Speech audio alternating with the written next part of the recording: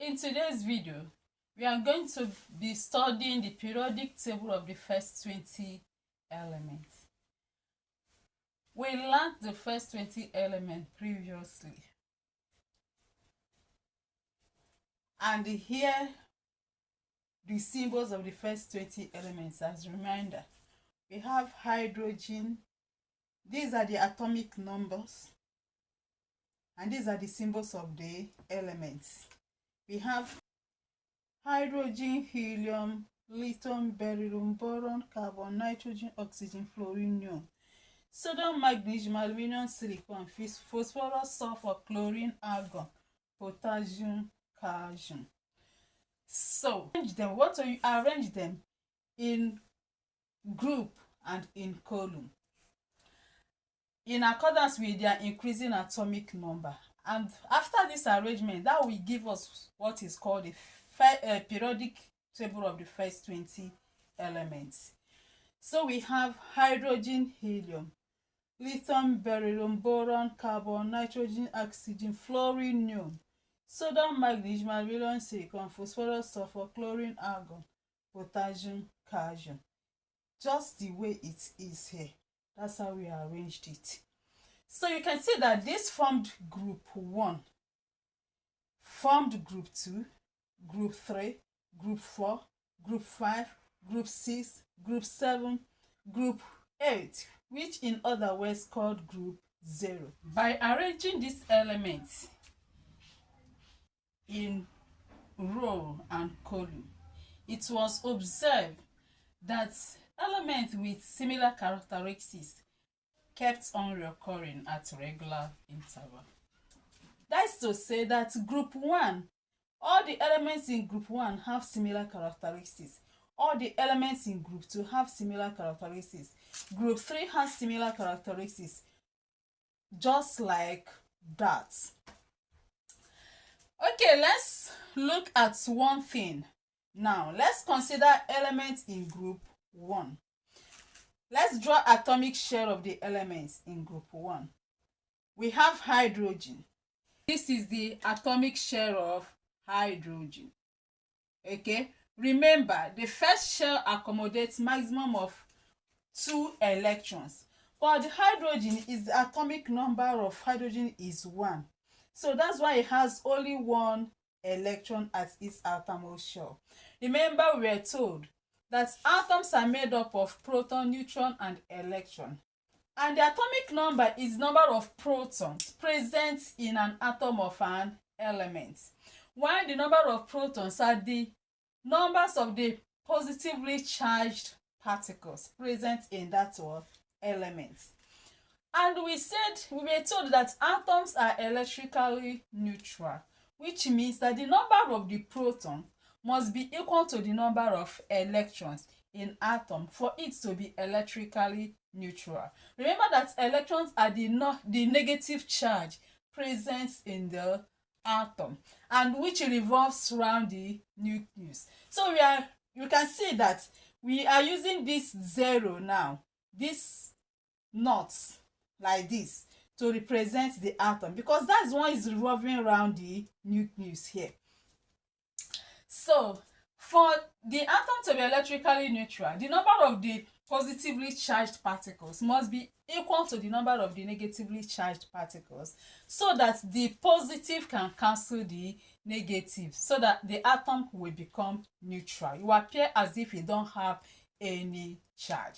The other third particle is the neutron, which don't have any charge. So when the positive cancels the negative, it means that the atom don't have charge again. It will become neutral.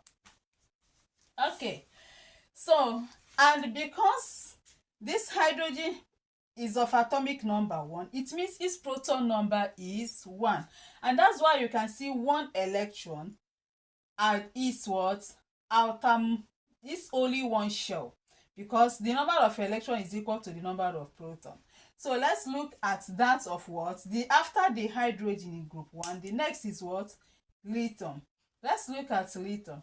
Lithium has atomic number of 3. So its number of electrons will be 3, and that is it. 1, 2, 3. the surface shell was filled up because it accommodates maximum of 2 electrons, so it gets filled up. So it has 1 electron at the outermost shell. Let's consider the third member. The third member is the sodium, which is the group atomic number of 11. So we have 1, 2, 3, 4, 5, 6, 7, 8, 9, 10, 11. You can see that, remember that after the first shell accommodating maximum of 2 electrons, every other shells accommodate maximum of 8 electrons, and that's what we are seeing here. Because the second shell is filled up, so the next member of the electron will enter the next shell, and it has 1 electron as its outermost shell. You can see that even if you draw that of potassium, you still find out that it will have 1 electron at its outermost shell.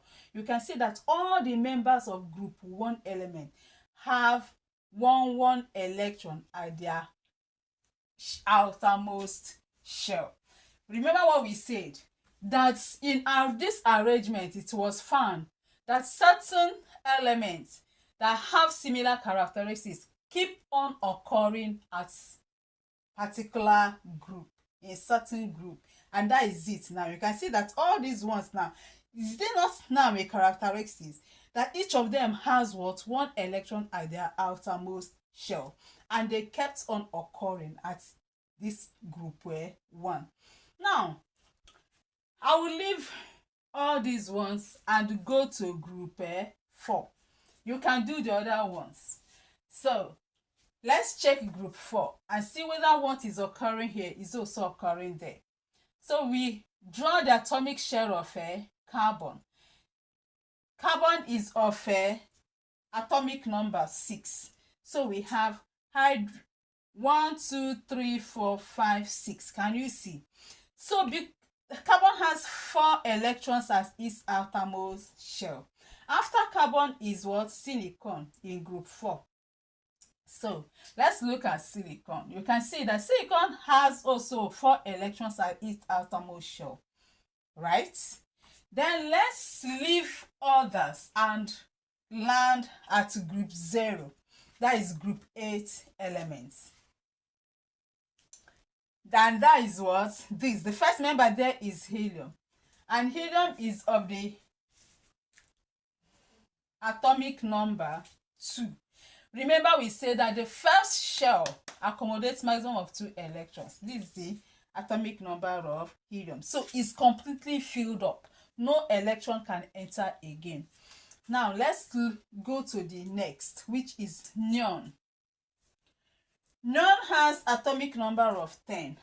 And you can see that its outermost electron are 8 in number. 1, 2, 3, 4, 5, 6, 7, 8. Can you see? So its outermost shell is completely filled up. Under the same group, let's look at argon.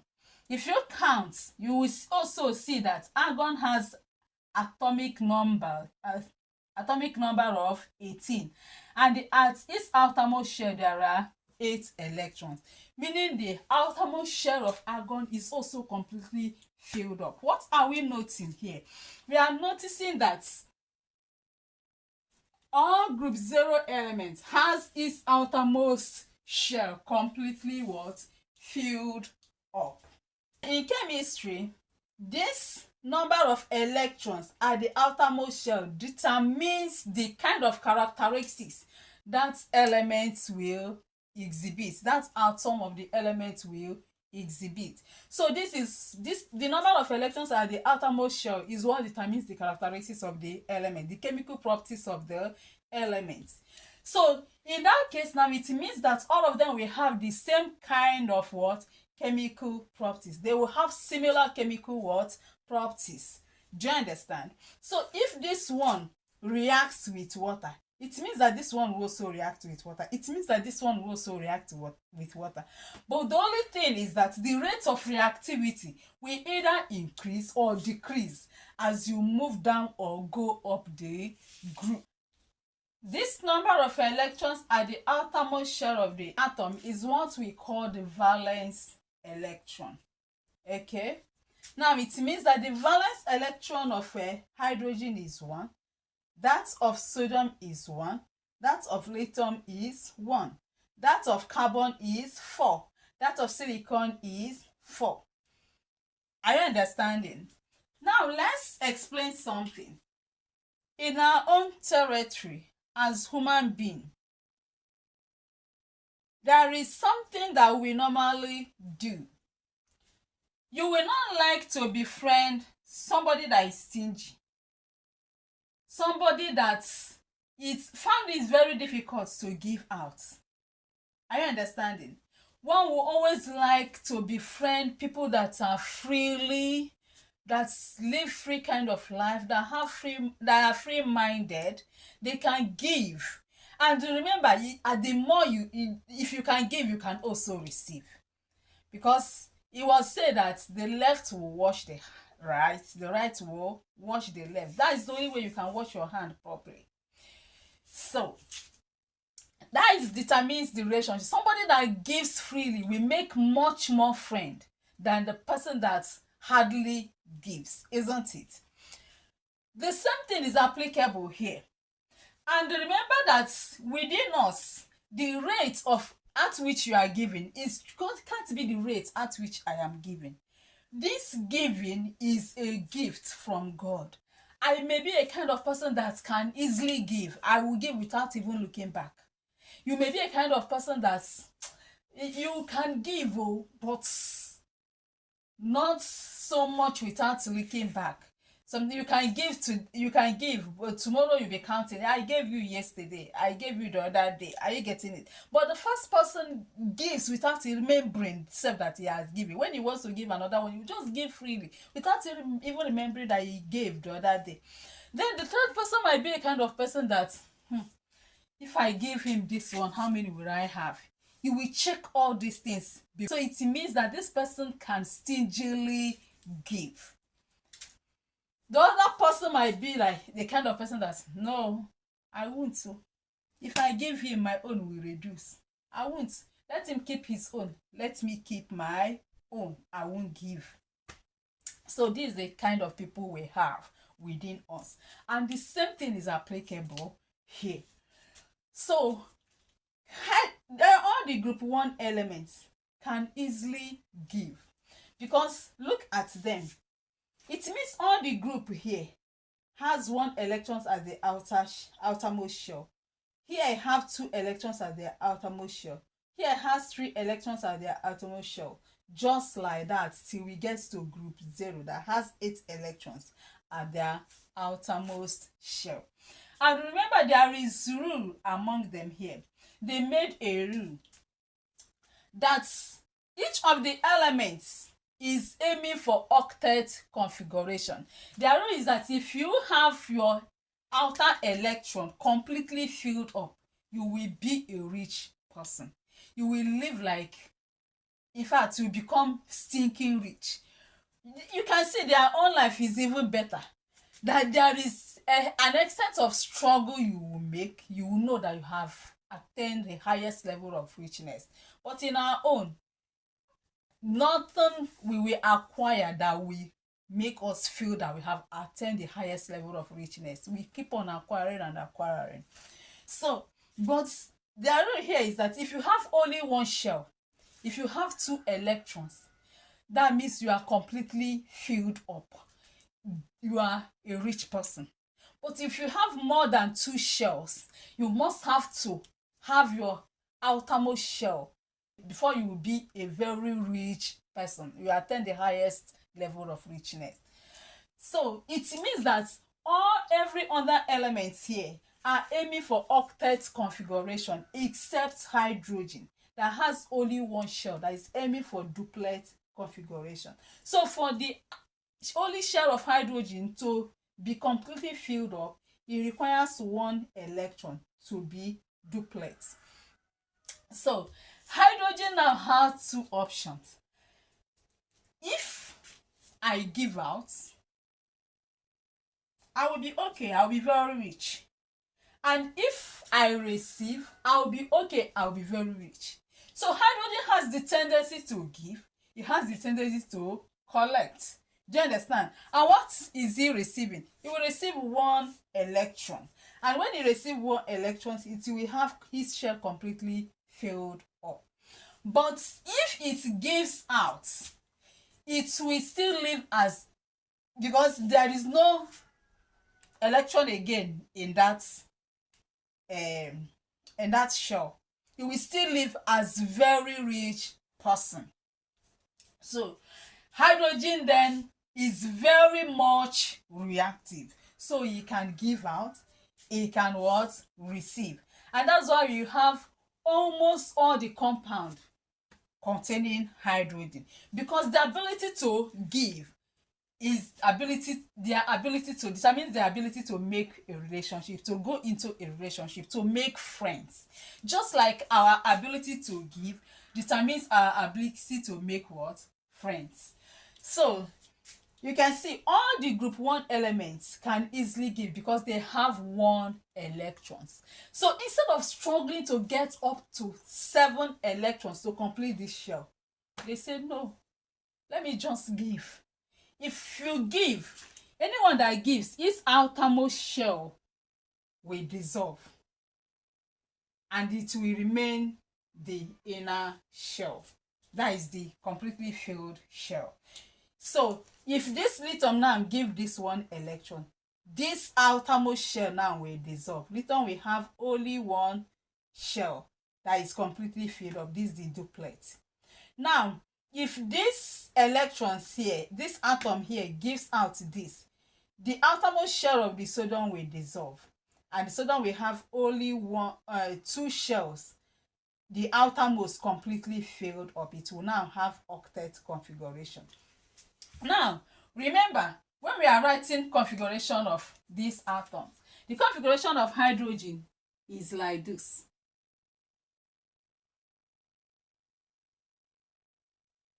Right? But when it gives out, it don't have any electron again, isn't it? So but the configuration of lithium is 1s 2 2s 1. Are you getting it? But when it gives out the electron, remember that this will what, dissolve. Are you getting it? Because when it gives out the electron, there will no longer be any electron at its what, outer shell. Are you understanding what we are saying? In that case now, it means that when hydrogen gives out its electron, it will look like this. Its shell will look like this.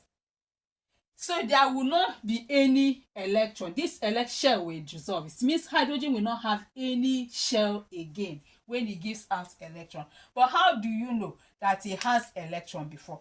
They also agreed that for us not to have a problem,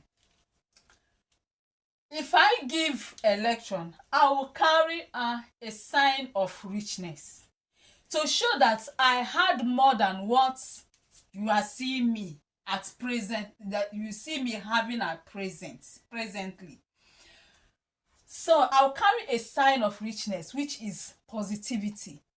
But when you borrow, when somebody sees you, the person will know that all the properties you are having, everything you are having does not belong to you, that you borrowed. So you carry sign of richness even though you are living very rich. But it's just for one to know that you are not the owner. Even though you are living like this, you are not the owner of everything that you have.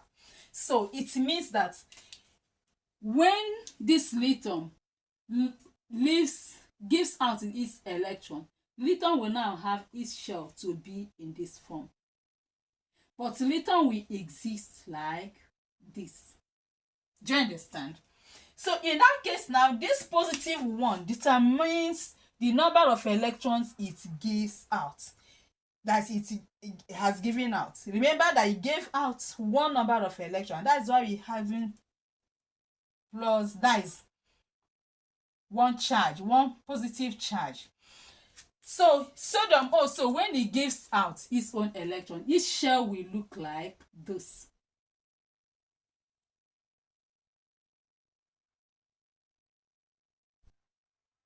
Can you see that it has attained octet? Its final shell will dissolve and it will appear like this. And you call this sodium ion because of this charge. It shows that it gave out one electron. You can see only one charge, one positive. So this is what lithium ion. Is it clear? Now let's consider one of the group 2 elements and see what happens when it gives out electron. If group 2 element gives out electron, it will carry 2 plus, that is 2 positive charges, to show that it gave out 2 electrons. That 2 electrons that will be at its outermost shell is what it has given out. Since most of them are aiming for octet configuration, let's see what determines how many electrons that they can give out and those that can accept. Half of 8 is what? 4. Now, if you have 1 electron and you are trying to have your outermost shell completely filled up, is it not better you give than looking for 7 electrons? Yes. If you have 2 electrons and now you'll be looking for 6, so you will prefer to give out that your 2 instead of looking for who to borrow you, lend you what? 6 electrons, because no one will have 6 electrons and give it out for you instead of going to look for 2 electrons to make each shell complete.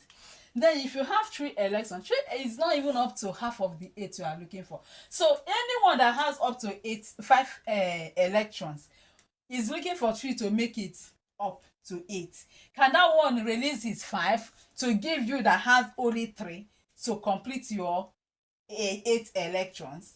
No. Instead, you'll be the one to look at your own state and sacrifice your 3 and give to the 5 so that you make up its electron. Because if you give out that your 3, you still leave what? Very rich. But look at the group 4. Group 4 will be like, I have up to 4 electrons, half of what we are looking for. So if I carry my own 4 and give to another one that carry his own 4, that means that one will go and complete its what? Shell. And we live rich and I will live poor. No, I cannot. Remember that group 3 considered, I have gotten up to 3 electrons. So for me to get 5 electrons to complete, but who will give me? Before considering all these things, can you see the time it took for it to give out? But group 1 just looked at, I have only 1. No one will give me 7. I beg, take. Do you understand? Have you seen how easy it was for group 1? And it wasn't that easy for group 3 to do that. He has to think, consider it, and know that he will not even see the one that will give to him before he was able to release his 3. Now group 4 was like, I have already attained the level of the half. No, I cannot give my own. No. Rather, do you know what I will do? After thinking and thinking, he was able to come to a point, as in to a certain sense, that instead of giving my own out, what I will do is that I will look for another one that has also 4. And I will tell that one, bring your own 4, I will bring my own 4. Are you getting it? We will put them on the same table and we will dine together. We'll be like twin. We will eat together on the same table. So instead of now giving out, they decide to share. Because when they click together, they will now have the same, like, their shell, their outermost shell will get connected, and that will help them to make octet configuration. We are going to see how they will do it.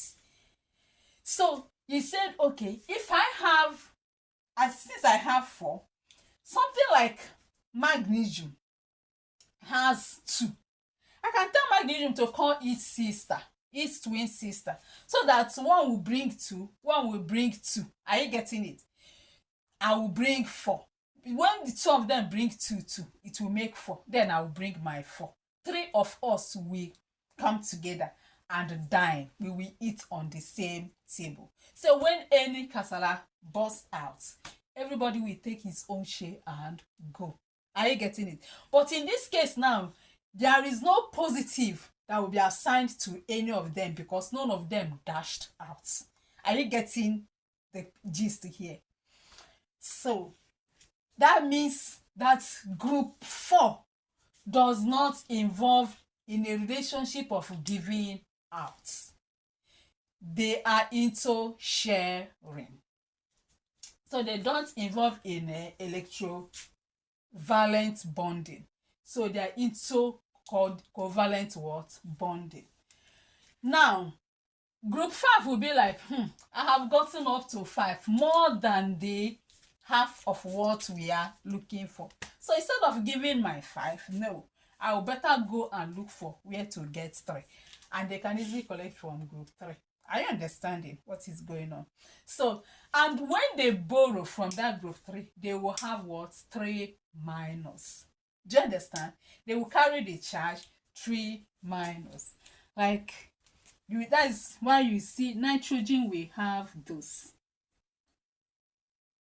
If you draw the atomic shell of nitrogen, you will find out that it has what? 5 electrons as its outer shell. But when it borrows 3 electrons to complete its outer shell, it will stand like this. Do you understand? Showing that it borrowed 3 electrons. Likewise, oxygen. When oxygen borrows 2 electrons to complete its outer shell, it will exist like this. Do you understand? Indicating that it borrows 2 electrons. Let's look at fluorine. Fluorine will borrow 1 electron to complete its outer electron, and it will exist in this form. Can you see? This just negative indicates that it borrowed 1 electron. That is how they behave. Now remember that in our own territory also, some people that are stinking rich, very rich people, when they have made their money and feel that they are comfortable, they will build a very mighty and giant house with a giant gate surrounding the house.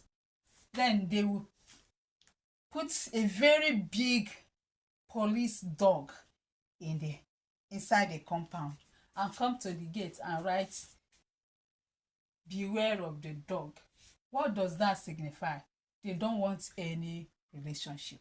They will feel that if they leave their gates like that and leave their house like that, people can easily troop in. And as they are coming, what are they coming for? They're just coming to beg them. Okay, I have enough. Somebody that is a pauper, even is coming, what am I expecting to get from that person? He's just coming to eat, coming to feed from me. Are you understanding? They look at the poor one as parasites. So they don't even want that relationship at all. And that's the reason why they will do that and put police dog inside and rice outside, "Beware of the dog." So they don't want that relationship. And that is exactly what group 0, that is group 8, is doing. Because they have their completely filled shells. Their outermost shells are completely filled up. They used it as gates to fence themselves. So there is no way for you to enter. They don't want your relationship. And that is the reason why you hardly see them in compound.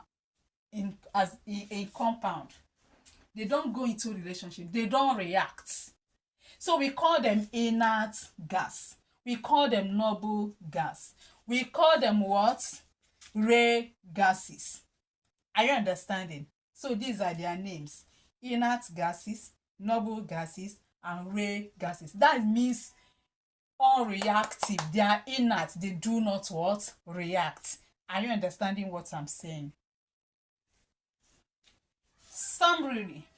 Let's use this to indicate the state of the atoms at their normal, that is neutral state, and when they have given out or borrowed electron. Take for instance, this is sodium.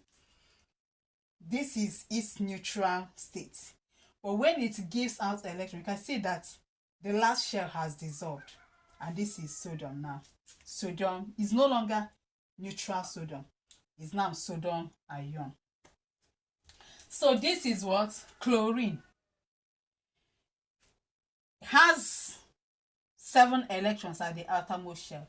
See the shaded electrons. This shows that this does not belong to him. It borrowed this one to make octet configuration. You can no longer call it chlorine here.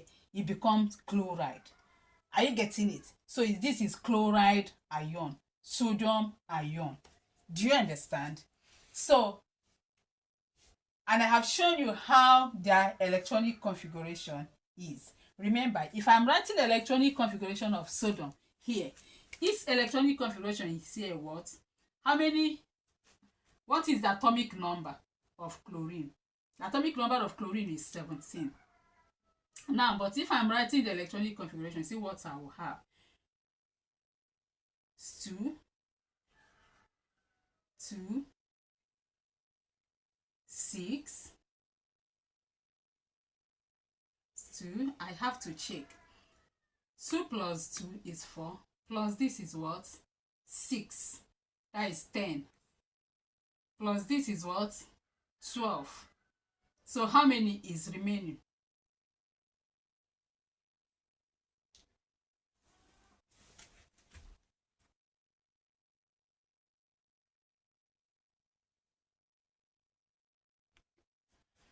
Can you see how the electronic configuration of chlorine is here?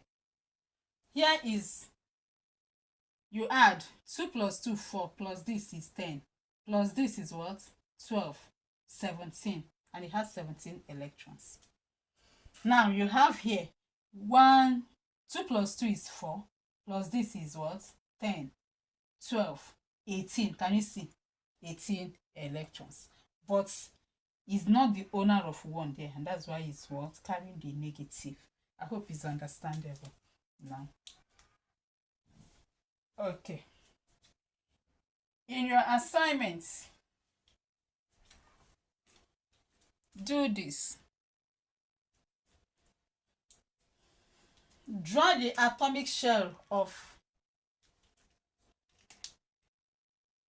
shells of group 3, 6, and 7 elements in their neutral form and in their ionic state. What is their ionic state?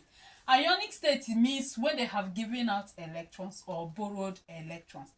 Remember, we said that when they give out electrons, they become ion. When they borrow electrons, they become ion. So you can now see that we have 2 types of ion. We have positively charged ion and negatively charged ion. Those that have positively charged ion are called the cations, while those that have the negatively charged ions are called the anions. Are you getting it?